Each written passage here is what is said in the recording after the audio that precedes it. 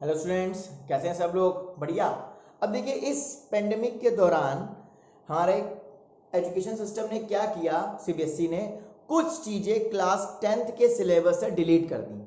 Science में भी, maths में भी, एसएसटी में भी और भी सब्जेक्ट्स में कर दी। ठीक है, कुछ चीज़ें डिलीट कर दी जो आपको नहीं पढ़ रही हैं। मैं आपको साइंस के बारे में बताऊंगा, साइंस में क्या क्या चीज़ें डिलीट हो गई और कौन कौन से चैप्टर आपको पूरे पूरे पढ़ने हैं और कौन से चैप्टर में आपको कुछ चीज़ें डिलीट कर दी वो नहीं पढ़नी है। चलिए आइए, पहला चैप्टर जैसे लिखा है आपका chemical reaction and equation. Chemistry में पहला चैप्टर है केमिकल रिएक्शन एंड इक्वेशन, पूरा चैप्टर पढ़ना है, कुछ नहीं छोड़ना, फुल। सेकंड चैप्टर है acid base and salt. Second chapter है साइंस में क्लास 10 में आपका एसिड बेस एंड सॉल्ट, पूरा पढ़ना है क्योंकि मैंने एफ लिखा हुआ है ना, इसका पूरा चैप्टर पढ़ना है, इसमें कुछ भी डिलीट नहीं किया गया है। उसके बाद आता है metal and non metal. Yes, metal और नॉन मेटल में मैंने एफ नहीं लिखा, इसका मतलब इसको फुल नहीं पढ़ना। इसमें क्या पढ़ना है? फिजिकल और chemical properties of metal and non metal, और इसमें जो आपका आता है extraction of metal, occurrence of ore, extraction of metal जो मेटलर्जी वाला पार्ट है, एक्सट्रैक्शन ऑफ ओर वाला, अकरेंस ऑफ ओर वाला डिलीट कर देना है।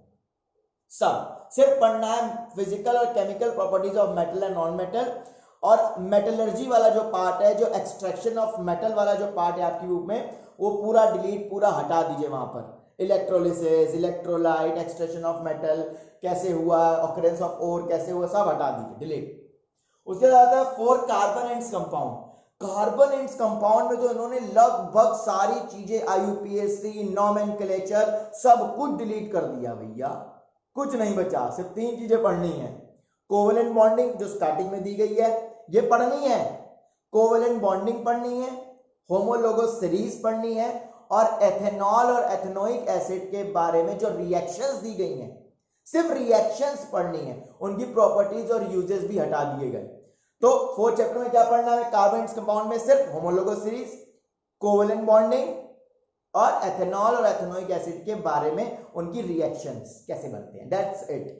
और सब nomenclature, methane, ethane, functional group सब हटा दिया गया, सब डिलीट। चलिए, अब आता है पीरियोडिक टेबल। तो फिफ्थ चैप्टर जो है मैंने एफ लिखा, इसका मतलब पीरियोडिक टेबल आपको फुल पढ़ना है, पूरा पीरियोडिक टेबल पढ़ना है, full periodic table.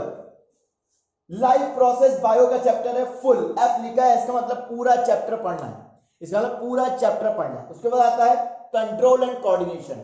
Control and coordination bio का चैप्टर है, इसमें सिर्फ एक टॉपिक पढ़ना है, ह्यूमन ब्रेन। इसमें सिर्फ एक टॉपिक पढ़ना है, ह्यूमन ब्रेन पढ़ना है। सुनिए ध्यान से, ह्यूमन ब्रेन पढ़ना है, बाकी सब हटा दिया, सब हटा दी गया। मजे करो मजे, इतना सबको हटा ही दी गया, पढ़ना ही क्या, कुछ नहीं पढ़ना, आराम से मार्क्स स्कोर कर सकते हो। तो कंट्रोल एंड कोऑर्डिनेशन में सब कुछ हटा दिया, इसे ह्यूमन ब्रेन पढ़ना है और कुछ नहीं पढ़ना। How do organism reproduce, how do organism reproduce, ये पूरा चैप्टर पढ़ना है, फुल चैप्टर। उसके बाद heredity and revolution. Heredity and evolution में मैंने क्या लिखा है? हेरिडिटी एंड एवोल्यूशन में मैंने कुछ नहीं लिखा, इसका मतलब इसमें सिर्फ हेरिडिटी के बारे में पढ़ना है। और एवोल्यूशन में भी दो चीजें डिलीट की गई हैं, इलस्ट्रेशन किया गया हेरिडिटी का, और एक्वायर्ड और इनहेरिटेंस, एक्वायर्ड और इनहेरिटेंस और इलस्ट्रेशन। बाकी उसके बाद जो टॉपिक दिया वो पढ़ना है। हेरिडिटी और एवोल्यूशन चैप्टर में हेरिडिटी के बारे में पढ़ना है, ठीक है। और एवोल्यूशन में जो इलस्ट्रेशन, जैसे ही एवोल्यूशन का पार्ट आपकी बुक में आएगा उसमें एवोल्यूशन, इलस्ट्रेशन ऑफ एवोल्यूशन हटा दीजिएगा, एक्वायर्ड और इनहेरिटेंस हटा दीजिएगा, वो नहीं पढ़ना। उसके बाद जो टॉपिक आएगा वो पढ़ना है। अब आता है इलेक्ट्रिसिटी, 12th चैप्टर, सॉरी, उसके बाद आता है लाइट। लाइट में आपको क्या करना है? एप्लीकेशन ऑफ स्फेरिकल मिरर और लेंस की नहीं पढ़नी है, सिर्फ एक टॉपिक इसमें नहीं पढ़ना है, स्फेरिकल मिरर की और लेंस की एप्लीकेशन नहीं पढ़नी है। फिर से बोल रहा हूं, सुनिए, कान खोल लीजिए, बड़े बड़े कर लीजिए पीके की तरह। क्या है आपको इसमें क्या करना है? Application of spherical mirror and lens नहीं पढ़ना है, सिर्फ एक टॉपिक लाइट वाले चैप्टर में नहीं पढ़ना। क्या है वो? स्फेरिकल मिरर की और लेंस की एप्लीकेशन। ह्यूमन आई, ह्यूमन आई में आपको आई के फंक्शंस के बारे में नहीं पढ़ना है, आईज के फंक्शन के बारे में नहीं पढ़ना है, डिफेक्ट्स के बारे में, डिफेक्ट, विजन डिफेक्ट जो होता है, विजन के जो डिफेक्ट्स हैं उनके बारे में भी नहीं पढ़ना। इसमें सिर्फ रिफ्रैक्शन बहुत इंपॉर्टेंट दिया है, एक ही टॉपिक्स में मेन है रिफ्रैक्शन डिस्पर्जन, वही मेन है, वही पढ़ना है। इसमें क्या क्या नहीं पढ़ना है ह्यूमन आई में, सुन लीजिए, फंक्शंस ऑफ ह्यूमन आई नहीं पढ़ना है, नहीं पढ़ना है। उसके बाद सेकंड चीज क्या नहीं पढ़ी, डिफेक्ट विजन, विजन के जो डिफेक्ट है वो भी नहीं पढ़ने, काट दीजिए अपनी बुक में, काट दीजिए पेंसिल से क्या पढ़ना है, रिफ्रैक्शन वाला जो पार्ट उसके बाद दिया, रिफ्रैक्शन डिस्पर्जन, वो पढ़ना है, वो पढ़ना है। सिर्फ कटा क्या है इसमें, डिफेक्ट्स ऑफ विजन और फंक्शन ऑफ ह्यूमन आई। उसके बाद मैग्नेट इलेक्ट्रिसिटी पूरा पढ़ना है, इलेक्ट्रिसिटी पूरा पढ़ना है भैया, लाइट नहीं होगी तो पढ़ेंगे कैसे, इसलिए पूरा लाइट पढ़ना पड़ेगा चैप्टर इलेक्ट्रिसिटी, बत्ती नहीं जलेगी पढ़ेंगे कैसे, पढ़ाई तो करनी है तो इलेक्ट्रिसिटी तो पूरी पढ़नी पड़ेगी।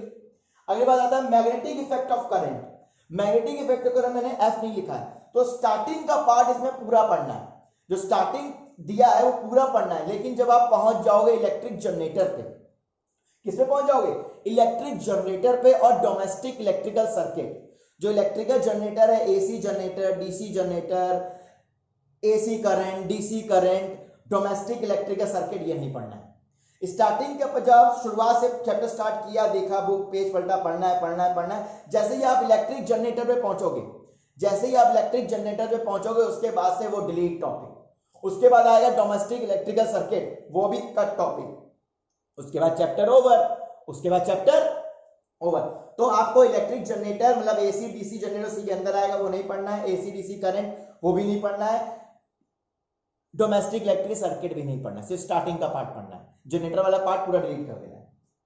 उसके बाद आता है sources of energy, sources of energy में ऐसा है ना सब कुछ ही काट दिया है, लगभग सब कुछ काट दिया है। आप ये चैप्टर ना भी पढ़ के जाओ तब भी बढ़िया है, सब कुछ हटा दिया है, सब कुछ, लगभग सब कुछ हटा दिया है। नेक्स्ट चैप्टर हमारे पास आर एनवायरमेंट पूरा पढ़ना है, आर एनवायरमेंट पूरा का पूरा पढ़ना है, मैनेजमेंट ऑफ नेचुरल रिसोर्सेज पूरा पढ़ना है, मैनेजमेंट ऑफ नेचुरल रिसोर्सेज पूरा पढ़ना है।